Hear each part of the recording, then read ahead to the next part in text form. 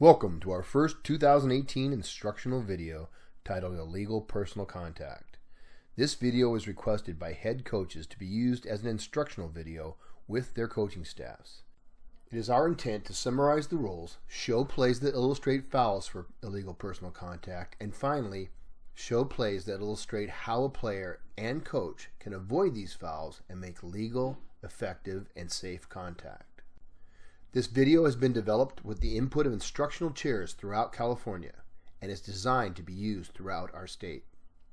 My name is Mark Andrews, and I will be providing the technical support and the vocals for this video, which is offered in the hopes of a consistent application of the NFHS rules and mechanics of the game of football.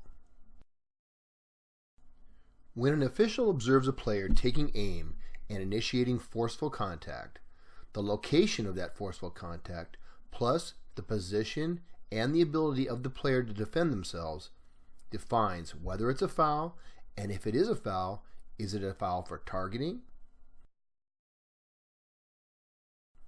for spearing, excessive contact to a defenseless player, or an illegal blindside block. Let's take a look at targeting. When a player takes aim and initiates forceful contact above the shoulders, it is a foul for targeting. Initiating contact into the area just below the face mask and then continuing up to make forceful contact into the head and neck area is also considered targeting. It should be reported to you that it is a 15-yard personal foul for targeting.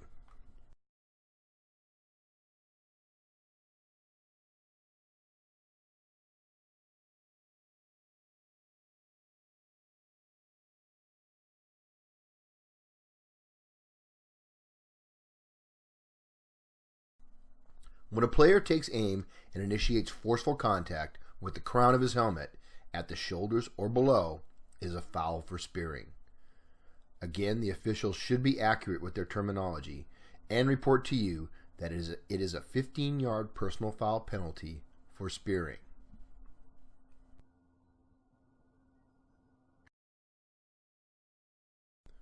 When a player takes aim and initiates forceful contact to a player who, because of his physical position and focus of concentration, is especially vulnerable to injury, it is a foul for excessive contact to a defenseless player.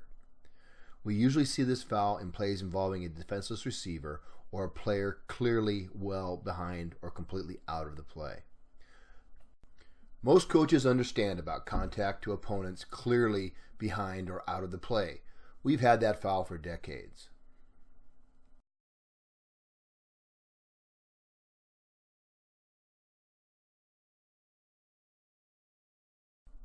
But making legal contact on a defenseless receiver has some coaches puzzled on how to properly teach their players. We suggest that coaches teach their defenders to either make a play on the ball in an attempt to dislodge it, or lower their target, keep their head to the side, and tackle, if possible, the defenseless receiver.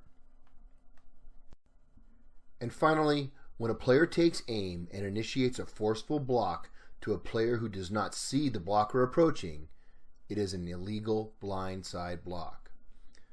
Although this foul is consistent with the foul for excessive contact to a defenseless player rule, the illegal blindside block was specifically added last year to provide clarity and emphasis. The rule also provides direction on how to perform a legal blindside block. If the blocker initiates the contact with open hands and/or the contact is not forceful, then the block must be considered legal by rule. Please remember, the rule book is very clear in stating a player who initiates contact against a defenseless player is responsible for making legal contact. For more examples of both legal and illegal contact, we turn to a play we borrowed from our friends in the state of Hawaii under the direction of Matt Sumstein, who serves as their instructional chair. Listen to Matt as he describes the legal and illegal blocks on this play. And we're going to really in detail take a look at 4 of these blocks, starting when the reverse field begins. The player highlighted is the person blocking, and the person who's pursuing has the yellow vision toward the runner, and the blocker has the red arrow direction. Now, if he goes that way, he's got to initiate open hands, head up. If he initiates forcefully with the shoulder, it's a foul, but he doesn't. You can see that he slides down to the right, and this is what's referred to as a screening blindside block. So there's no seek and destroy aspect to this. He's moving parallel. The contact is not initially forceful, even though he does lead with the shoulder, so that's a legal blindside block.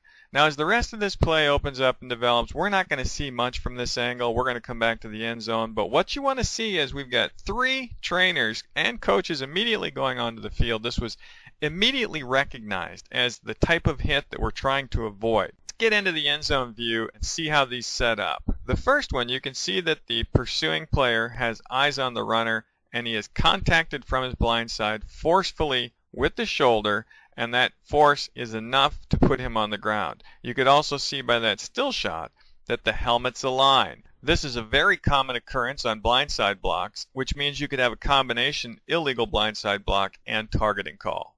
Now let's look at the second one. You can see 52, he has eyes on the defender, and the defender is not in a seek and destroy mode. He's moving away. And when these players come together, it's a cooperative block. 52 white and 21 red, they are both coming together, equally committed to running into each other, and they're both taking a safe approach to it. That is not a blindside block. The fourth and final block we're going to look at shows that the pursuing player in white is completely focused on the runner. The kick return player, number 31, is lining up for a long run at him. Now he can complete a legal blindside block by keeping his hands out and initiating that way with his head up. But if he initiates with his shoulder, this will be an illegal blindside block. And you can see he crouches down and there's an upward thrust. And an upward thrust is a high-risk indicator for targeting, which is what we also have here. So even though the contact was initiated in the high chest, because of the forceful upward thrust, that force is all part of the same contact, and that is also targeting. Well, that'll do it for this version of the 2018 CFOA film study. Coaches, if you'd like more information regarding our interpretation of illegal personal contact, targeting and spearing, blindside blocks, excessive contact on a defenseless receiver, and even flagrant fouls, check out the links above. You can also visit my YouTube channel. Feel free to subscribe. We'll be posting additional videos throughout the season. This is Mark Andrews signing off.